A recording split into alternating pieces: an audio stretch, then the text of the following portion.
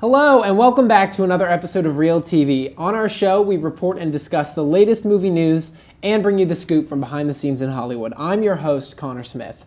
And I'm also your host, Eric Dowling. So today we'll be discussing some Philip Seymour Hoffman movies in the wake of his late and sudden passing. So we're going to talk about mostly how broad of a range Philip Seymour Hoffman had as an actor. A lot of times he really brought his personal troubles really on screen with him, going from movies like Capote, where he played a troubled I thought I was heading to Kansas by myself. God,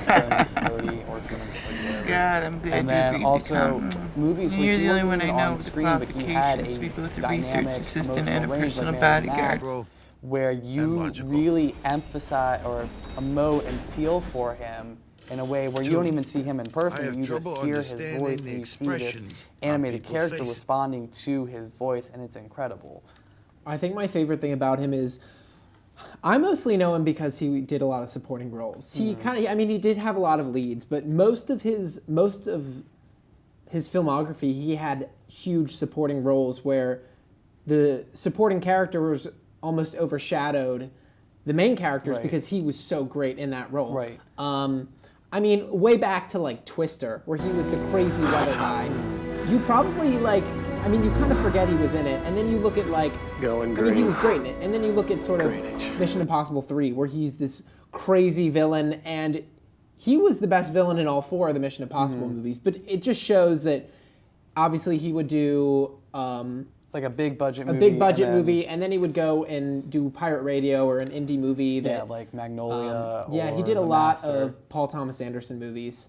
What I was basically saying is that his supporting roles were amazing. I mean, Boogie Nights, he played the guy on the film crew. He was great. He was hilarious, and he's one of the best characters in that movie. He doesn't have a lot to do, but he gives a full sort of performance. And another movie that I think that he's really overlooked in is Big Lebowski. Yeah. Like, you really see his comedic talents in that movie, and it's crazy. My mic just fell, but it's crazy how wide of a range he has in the movie, and you don't think of him as a comedic actor at all. And he was hilarious in it. He just completely went along with the dude in the movie, wanted him to get the rug, we're not trying to F you, dude, and everything. And he was fantastic in that movie. Even in Big Lebowski, in a lot of his movies, he's the bigger guy, the really jokey, you know what I mean?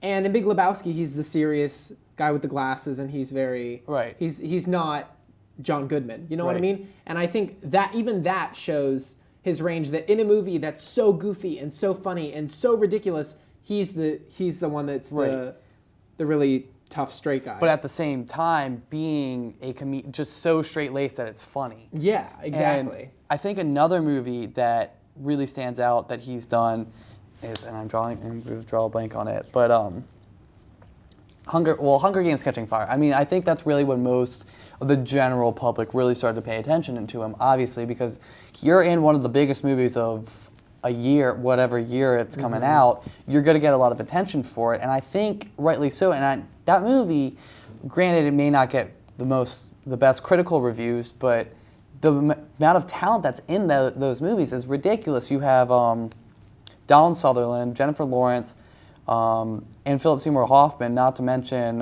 Woody Harrelson in those movies. And you really step up a game when you bring in a person like Philip Seymour Hoffman into a movie like that. I think Philip Seymour Hoffman was one of those actors that when he died, you're like, yeah, he was great in this movie, and he's great at this movie. And then you look at his filmography and you're like, oh my God. He has been in every movie that he's been in, he was great in. Right. If the movie sucked, it was not because of his performance. And I think that you can really say that with, it's almost similar in a way to Heath Ledger. Yeah. Because with Heath Ledger, granted, Heath Ledger's filmography wasn't anywhere close to the size that Philip Seymour Hoffman's was, but the movies that Heath Ledger were in were incredible. Like, you have Brokeback Mountain, Knight's Tale, 10 Things I Hate About You, just those Dark three. Knight. That goes without saying, but yeah. Those four movies alone are just such a broad range of acting talent that you see how gifted these people were at their craft, and you really appreciate acting as an art more so than anything else.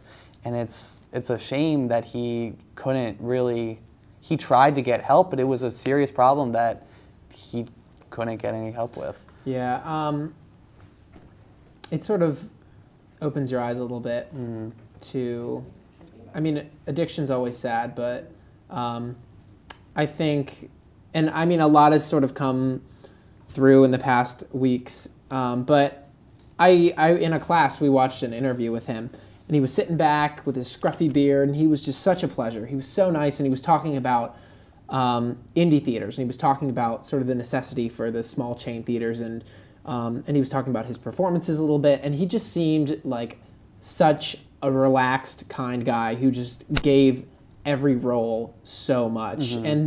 And you can tell just by looking at his filmography that he wouldn't choose a role unless... Because he wouldn't choose based on money. He would choose because it interested him. Yeah, exactly. I think that passion is almost... It's not lacking, but I mean, you look at like an action star that plays the same part every time, or a comedic actor who is the same goofball in every movie, and then you look at Philip Seymour Hoffman, who's been the goofball, who's been the tough guy, who's been the best friend, and he's done everything and excelled at every single thing that he's done. And as much as I hate to call him out, Kevin Hart, especially in the most recent span of like 4 or 5 months, he has played more or less the same character in the like 10 movies that he's had come out.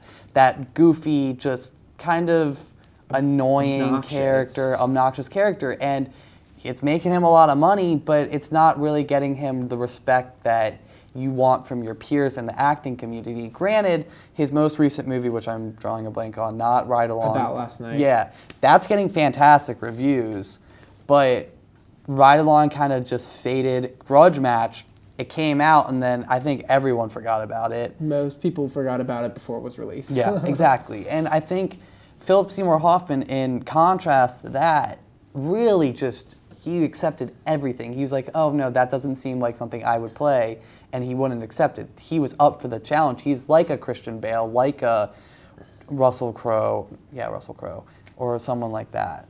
I mean, you watch a movie with him in it, and I mean, maybe Doubt or Almost Famous or one of the great, where he's not on the cover. I mean, maybe he might be, but a movie where you wouldn't think that he's in it before you watch it.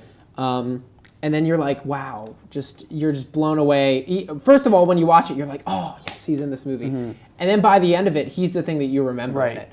Almost Famous is a great movie, and Philip Seymour Hoffman's role, he's maybe in 15 minutes of the movie, and he's probably one of the 5 most memorable performers in the movie. And I know Cameron Crowe spoke out like almost right after his death and talked about how great it was to work with him. Like, he was such a pleasure, such a willing actor to do anything to be in that movie, and it really helped catapult his career, that movie. And it's a tragedy what happened to him.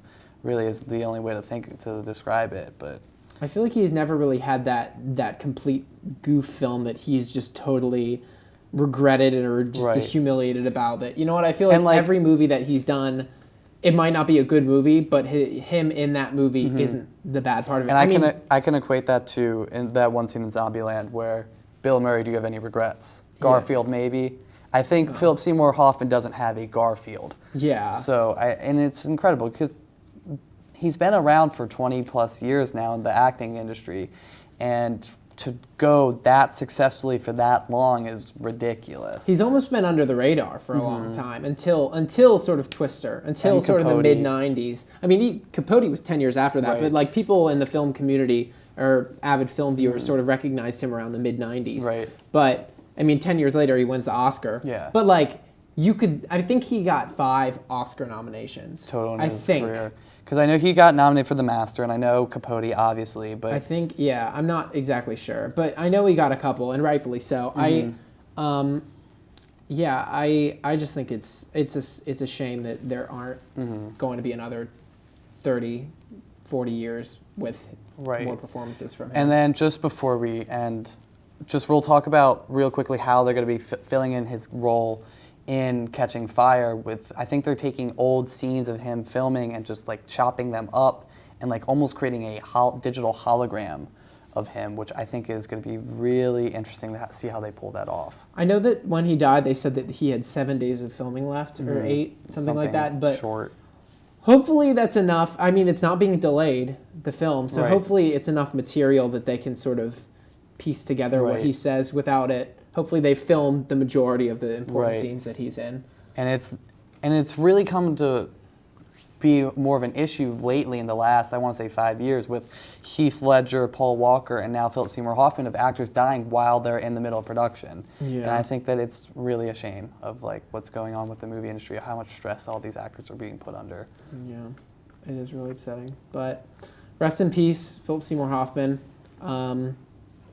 We're going to take a short break, and when we come back, we'll have some Hollywood buzz and later some trivia.